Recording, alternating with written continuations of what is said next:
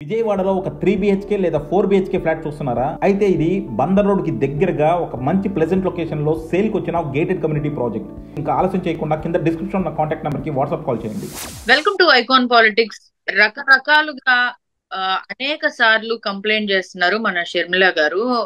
ఒకసారి ఆ deputy CM ను ఉద్దేశించి మాట్లాడుతున్నారు, ఒకసారి అనిత గారిని కలిశారు. ఇప్పుడు కూడా రీసెంట్ గా కూడా పదే పదే పదే పదే జగన్ అండ్ కో టీం మీద కంప్లైంట్ చేస్తున్నారు. అవినాష్ రెడ్డి మీద, భార్గవ్ రెడ్డి మీద, అలాగే శ్రీరెడ్డి మీద కూడా కంప్లైంట్ చేయడం జరిగింది. సో వర్రా రవీందర్ రెడ్డిని కూడా అంత తేలిగ్గా వదలొద్దు అనే వ్యాఖ్యలు చేయడం, ప్లస్ కంప్లైంట్ పరంగా కూడా ప్రతిసారి కంప్లైంట్ పెద్దల దృష్టికి తీసుకెళ్తూ ఉన్నారు. సో ఈ అంశం మీద మనతో పాటు మాట్లాడడానికి చలసాని శ్రీనివాస్ గారు ఉన్నారు.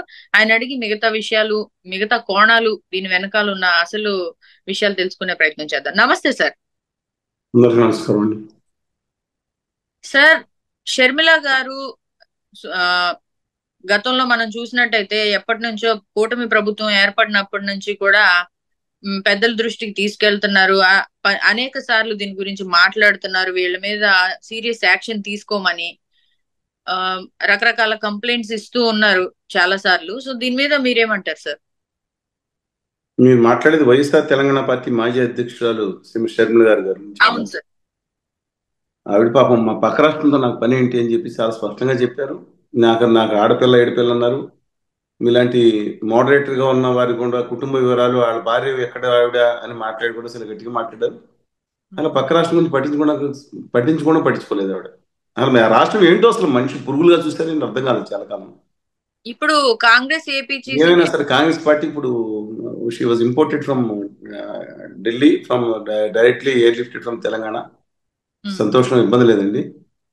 కానీ ఆవిడ ప్రాధాన్యత కార్యక్రమాలు ఆంధ్రప్రదేశ్ రావాల్సిన హక్కులు వీటి కంటే కూడా ఎప్పుడు పడితే అప్పుడు ఆవిడ వచ్చి ఆవిడ కుటుంబ కార్యక్రమాలు, తర్వాత ఏమో ఆవిడ ఆస్తుల విషయాలు, పిసిసి అధ్యక్షురాలుగా ఆంధ్రరత్న భవన్లో కూర్చుని ఆవిడ ఆస్తుల వివరాల గురించి చాలా తీవ్రంగా ఫైట్ చేస్తారు. సంతోషం. ఆంధ్రప్రదేశ్ హక్కుల పోరాటాలు దీని మీద మొత్తం వెనక్కి వెళ్ళిపోతున్నాయి. ఆ పార్టీ నామసిస్టమ్ గా మారినా సరే రఘువరెడ్డి గారు, పెద్దలు నీలకంఠాపురం రఘురెడ్డి గారు కానీ, శాఖ శైలజానాథ్ గారు కానీ, ఉత్తరరాజు గారు కానీ, వాళ్ళందరూ ఉండగా అక్కడ నరశెట్టి నరసింహరావు గారు అక్కడ చాలా మంది ఉన్నారు. మిగతా వాళ్ళందరూ కూడా ఉండగా ఒక కార్యక్రమం నడిచింది. కానీ దురదృష్టవశాత్తు వీరు వచ్చిన తర్వాత మరి ఆస్తుల విషయాలే ముఖ్యంగా మాట్లాడితే జగన్ గారి మీద మాట్లాడటానికి ఇష్యూ దొరుకుతుంది, కానీ ఆంధ్రప్రదేశ్ రాష్ట్రం మీద మాత్రం సైడ్ రోల్ కింద అది పోషిస్తున్నారు. బట్ ఎనీవే, ఒక మహిళగా ఆవిడ మీద జరిగిన దాన్ని ఖచ్చితంగా ఖండిద్దాం. దాంతోపాటు సునీత గారు కూడా వాళ్ళ నాన్నగారి విషయంలో కూడా నిన్న ముఖ్యమంత్రి గారిని కూడా కలవటం జరిగింది. వివేకానంద రెడ్డి గారు హత్య చేసిన విషయంలో మాత్రం ఏదైతే ఉందో వాళ్ళకు కూడా న్యాయం జరగాలని కోరుకున్నాం. కానీ నా చిన్న ప్రశ్న అండి దీనికి, హరి గారు, గత 5 సంవత్సరాల ముందు, అంతకుముందు 10 సంవత్సరాల క్రితం కూడా మీరు చెప్పిన వ్యక్తి పేరు నేను చెప్పను, కావాలంటే ఆంధ్ర మేధావుల సంఘం ఒకటి పెట్టుకున్నాడు అతను, దాంట్లో 10 మంది పెట్టుకుని నా మీద అత్యంత అసభ్యంగా కూడా ట్రోల్ చేసి, నా వాదన కూడా బయటికి వినిపించి, నా ఫోన్ నెంబర్లు కూడా పెట్టి వీళ్ళకి ఫోన్ చేయండి అని చెప్తే, రాత్రి బొమ్మలు మనం వేధిస్తే, నేను పోలీస్ కేసు పెడితే పట్టించుకోతే మీరు అప్పుడు ఎక్కడున్నారండి షర్మిల గారు? మేము మనుషులం కాదా?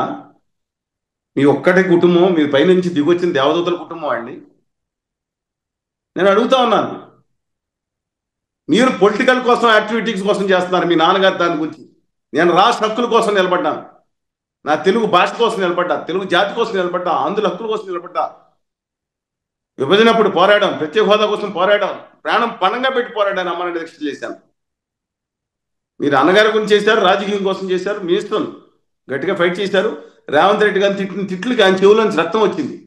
శంకర్ నాయక్ గారు మీ మీద దుర్మార్గంగా మాట్లాడారు, మీరు కూడా ఏం మాట్లాడారు? ఆ మొగతనం గురించి నాకేంటి, వాళ్ళ ఆవిడని తెలుసుకోమని మాట్లాడారు. మరి ఏం రకమైన మాట అది? మీరు వీడియో వేయండి, అది కూడా కావాలంటే వదిలేండి, ఆయన బాధపడతారు, ఆయన కుటుంబంలో మహిళలు ఉన్నారు, వాళ్ళు మాట్లాడిన దుర్మార్గమే. కానీ మీరు ఒక మహిళగా మీరు మాట్లాడింది ఏ విధంగా సరైందండి? అది వాళ్ళ ఇంట్లో కూడా మహిళలు లేరా?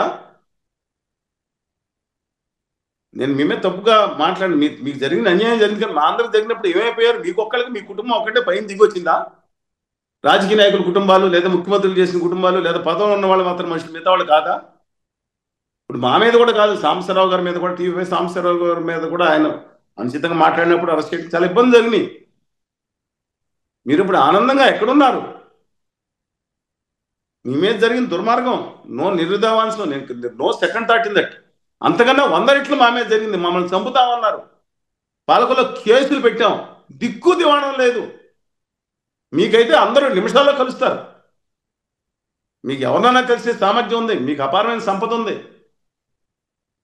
వెనకమాల బంధు బలంగా ఉంది, అటు బంధు బలంగా ఉంది, ఇటు బంధు బలంగా ఉంది, మీ బ్రహ్మాండమైన బంధు బలంగా ఉంది. అంతమైన పార్టీ కార్యకర్తలు ఉన్నారు, కోట్లాది మంది ఉన్నారు వెనకమాల దేశంలో. స్వతంత్ర వ్యక్తుల మీద పడినప్పుడు ఎవరున్నారండి? దానికోసం మీరు నిలబడ్డారా? అందుకని మీరు చేసిన దాన్ని మిగతా వాళ్ళని నేను సమర్థించట్లేదు. మీరు చెప్పిన సదరు వ్యక్తుల గురించి వాళ్ళ పేపర్లు ఇంత వస్తుంది, మా మీద ఎన్ని విధాలు మాట్లాడారు. ఎన్ని పోస్టులు చూడమంటారండి? ఎన్ని బ్లాకులు చేసిన కొత్త నెంబర్లు తీసుకుని ఇదిగోండి ఈ వీడియో నాకు మెసేజ్లు కూడా పంపించారు. నేను చూడకపోతే వేరే నెంబర్ని పంపించి అనుచితంగా కూడా వస్తే ఏం చేయమంటారు చెప్పండి? దేవుడు ఉన్నాడంటే మీరు ఒక్కరికే దేవుడు ఉన్నాడా? మాకు లేడా? వెంకటస్వామి అయ్యప్ప స్వామి లేడా? మాకు సావిత్రిబాయి పూలేని కూడా, మా తల్లిని ఎలా దేవతకు గౌరవిస్తాం, సావిత్రిబాయి పూలేని కూడా గౌరవిస్తాం. మాకు దేవతలు కూడా ఉన్నారు. దయచేసి గుర్తుంచుకోండి, ఈ రాష్ట్రం అంటే మీ యొక్క కుటుంబ ఆస్తుల విషయం కాదు, అది వ్యక్తిగతం. నేను అబ్సల్యూట్ దాంట్లో కల్పించుకోను. మీ కుటుంబ ఆస్తుల విషయాలను, లేకపోతే ఎవరన్నా కుటుంబ ఆస్తుల విషయాలు వాళ్ళ తగాదాలు ఉంటే అవి బయటకు తీసుకొచ్చి రాజకీయాలు వాడుకుంటూనే తప్పని చర్య. నేను ఖచ్చితంగా దాన్ని సమర్థించను, ఎట్టి పరిస్థితులను సమర్థించను. నేను మాట మీద నిలబడి ఉంటా. కానీ మీరు మిగతా విషయాల మీద కూడా దృష్టి పెట్టండి. అనేక మంది అక్కడ మహిళల మీద జరుగుతున్న దాని మీద, రాయలసీమ గురించి, మా ఉత్తరాంధ్ర గురించి మాట్లాడితే దువ్వాడ శ్రీనివాస్ గారి మీద ఏంటండి, అవసరం ఏంటండి? నాకు అర్థం కాదు. ట్రయాంగిల్ లవ్ స్టోరీ కంటే ముఖ్యమా? అది ముఖ్యమా? ఉత్తరాంధ్ర సుశీలవంతి పోలవరం నుంచి అవ్వట్లేదు, ఉత్తరాంధ్రకు రావాల్సిన నిధులు ముఖ్యమా? కేంద్ర ప్రభుత్వం దాని మీద మాట్లాడట్లేదు. రాయలసీమ గురించి మాట్లాడితే లడ్డూల గురించి మాట్లాడతారా? మాట్లాడండి, తప్పలేదు. కానీ రాయలసీమ నుంచి ఒక రూపాయి ఇవ్వలేదా కేంద్ర ప్రభుత్వం? దాని గురించి మాట్లాడరా? కడప ఉక్కు ఫ్యాక్టరీ గురించి ఏం మాట్లాడతారు మీరు? ఏమైపోయారు దశాబ్దం పాటు? కడప కేంద్ర ప్రభుత్వంలో రంగంలో ఉద్యోగం పెట్టాల్సి ఉంటే మీరు అంతా తిట్టిందంతా ఉత్తర భారతీయ జనతా పార్టీని ఏది తోలపాలతో కొట్టి, తలుపు చెక్కతోనేమో కాంగ్రెస్ని కొట్టి చెవులో రక్తాలు వచ్చినాయి కదండి కాంగ్రెస్ వాళ్ళందరికీ, బీఆర్ఎస్ వాళ్ళందరికీ. బీజేపీ ఎంత ఎంత ఎంత చక్కగా ఉన్నారు మీరు. పైగా మీరు పార్టీలను కూడా చేరింది మేము, ఎందుకంటే క్రిస్టియన్ కమిటీ మీద అక్కడ మణిపూర్లో అన్యాయం జరుగుతుంది. మీకు మతం గురించి ఇబ్బంది లేదు. ఒక లౌకికవాదిగా, ఒక అభ్యుదయవాదిగా డెఫినెట్గా మీ యొక్క ఆవేదన, మీ మతం గురించి జరుగుతున్న ఆవేదనని డెఫినెట్గా, మీ మతం కాదు అది, మన మానవత్వం సంబంధించిన విషయం కాబట్టి వాళ్ళతో పాటు మణిపూర్లో జరిగిన దుర్మార్గాల మీద డెఫినెట్గా బాధితుల పక్షంలో మేము ఉంటాం, అందరం ఉంటాం. మీరు ఒక్కళ్ళే దేవదూతనిగా మాత్రం వస్తే మాత్రం విచిత్రంగా ఉంది.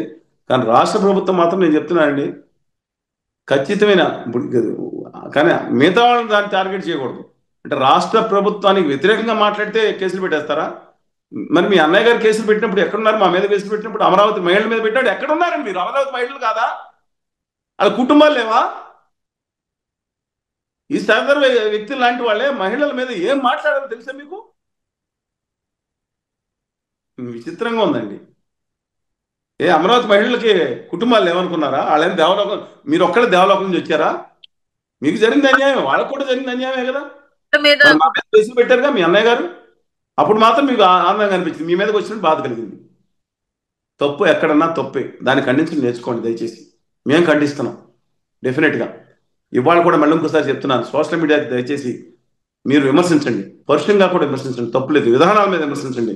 విమర్శిస్తే ప్రభుత్వాలు కానీ మిగతా వాళ్ళు కానీ కేసు పెడితే దుర్మార్గమైన చర్య, అది అహంకారపూరితమైన ఆటోక్రటిక్ చర్య.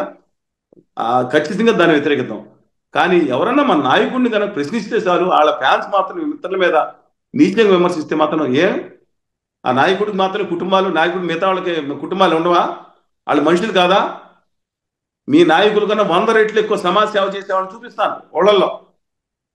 వ్యక్తిగత విలువలు ఉన్న వాళ్ళు మీ నాయకుల కంటే, ముఖ్యమంత్రుల కంటే, ప్రధానమంత్రుల కంటే గొప్ప వాళ్ళు ఊళ్ళల్లో ఉన్నారు. విలువల్లో కూడా గొప్ప గొప్ప విలువలు ఉన్నాయి, మాట మార్చిన వాళ్ళు ఉన్నారు, నిజాయితీ పరులు ఉన్నారు. వాళ్ళకి విలువలు లేవా? వాళ్ళు ఒక మాట మాట్లాడితే, ప్రశ్నిస్తే, మీ నాయకుడిని ప్రశ్నిస్తే వాళ్ళ మీద 1000 మంది వెళ్ళి పడిపోతారా? ఒక మత నాయకుడికో, కుల నాయకుడికో, సినిమా నాయకుడికో, రాజకీయ నాయకుడికో భజన చేస్తే వీర భజన చేసుకోండి. కానీ విమర్శ చేసినప్పుడు, సద్విమర్శ చేసినప్పుడు, నిర్మాణాత్మక విమర్శ చేసినప్పుడు ఖచ్చితంగా సమాధానం చెప్పాలి, సైలెంట్గా ఉండండి. వాళ్ళు చెప్తారు.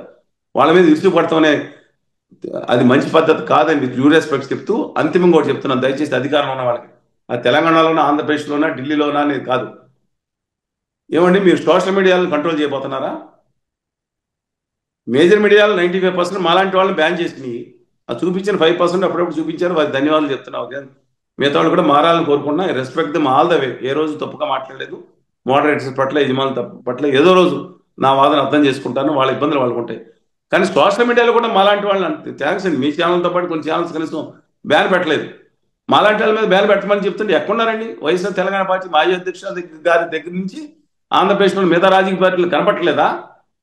మీరే 24 గంటలు టీవీలో కనపడాలా? సబ్జెక్ట్ మ్యాటర్ మాట్లాడుతున్నారా? మనం మాట్లాడదాం, రోడ్ టోల్ దీని నుంచి మాట్లాడదాం, అన్ని విషయాలు ఉన్నాయండి. మాట్లాడుతున్నారా? మమ్మల్ని ఎందుకు బ్యాన్ చేశారు? 2019 తర్వాత భీకరమైన ఉద్యమం చేస్తే ఆంధ్రప్రదేశ్లో అంతకన్నా ముందు గట్టిగా హోదా విభజన హామీల కోసం 26 జిల్లాల్లో ధర్నాలు పెడితే, ఢిల్లీలో పెడితే, అనేక చోట్ల పెట్టి నానా ఇబ్బందులు పడి బాధలు పడుతుంటే 99% చూపించలేదే. అది చూపించకపోతే మేము ఉద్యమాలు చేయనట్ట? అప్పుడేమో వాళ్ళు తిట్టారు, ఇప్పుడేమో వీళ్ళు తిడతారు, ఇంకొకళ్ళు తిడతారు. అంటే ఎవరికొకళ్ళు పని చేయాలా? పక్కన కూర్చుని వాళ్ళు వస్తారు, పొద్దున్న వచ్చి రాగానే ఒక నాయకుడి మీద పడతారు. ఆస్తి తగలుంటే చూసుకోండి. రాష్ట్ర ప్రజల హక్కుల గురించి మాట్లాడదామండి. అందుకని సోషల్ మీడియాలో కూడా దయచేసి మీరు విమర్శ చేయండి, నిర్మాణాత్మక విమర్శ చేయండి. ఒకవేళ ఎవరైనా మంచి పని చేస్తే, చంద్రబాబు నాయుడు గారు మంచి పని చేస్తే మన అమరావతి మళ్ళీ తీసుకుని లైఫ్లో తీసుకొస్తున్నారు, అభినందిస్తాం. అలాగే హైకోర్టుని బెంచ్ని రాయలసీమలో కూడా ఏర్పాటు చేస్తామని చెప్పి నేను లేఖ రాయడం జరిగింది, అభినందిద్దాం. ఒక రోడ్డు విషయంలో తప్పు చేస్తే నిర్ద్వందంగా వ్యతిరేకిస్తాం, దుర్మార్గమైన చర్యలు చెప్తాం. అది హక్కు. అది ఒకదానికి మంచి, ఒకదానికి చెడు అవ్వదు కదండి. అందువల్ల దయచేసి గమనం చెప్పమని కోరుతా ఉన్నాను. నమస్కారం. Right sir. మీరు ఎప్పుడు ఏకపక్షంగా ఒక పార్టీ సైడ్ తీసుకోకుండా ఉన్నది ఉన్నట్టు ఇలాగే మాట్లాడాలి సార్.